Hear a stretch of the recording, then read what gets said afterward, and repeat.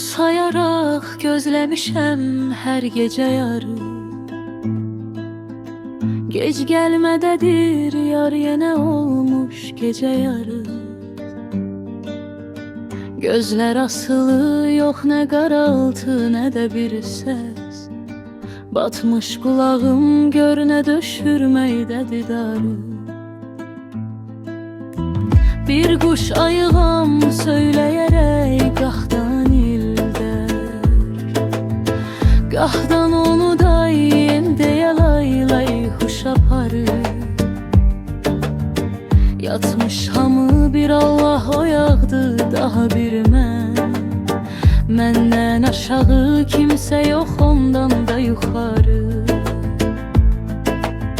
Qorxum budur yar gəlməyə birdən yarılası. Bağrım yarılar, sübhüm açılmaz səni tarı. Qorxum budur yar gəlməyə birdən yarılası. Bağrım yarılar, sübhüm açılmaz səni tarı. Dan ulduzu istər çıxa, göz yalvarır çıxma. O çıxmasa da ulduzumun yoxdur çıxarı.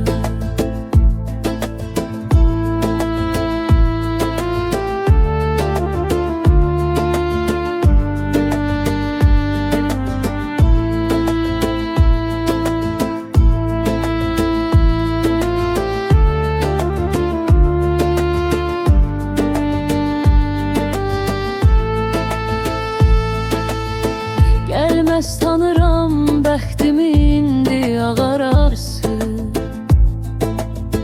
Qaş beylə ağardıqca daha başda ağarır. Eşqin ki qərarında vəfa olmayacaqmış.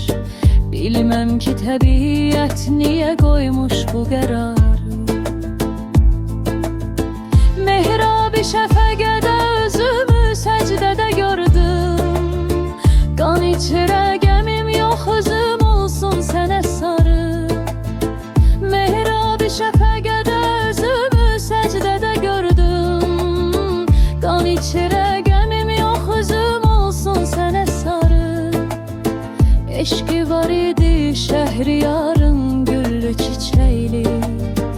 Əfsus qara yeləsti, xəzan oldu bahar.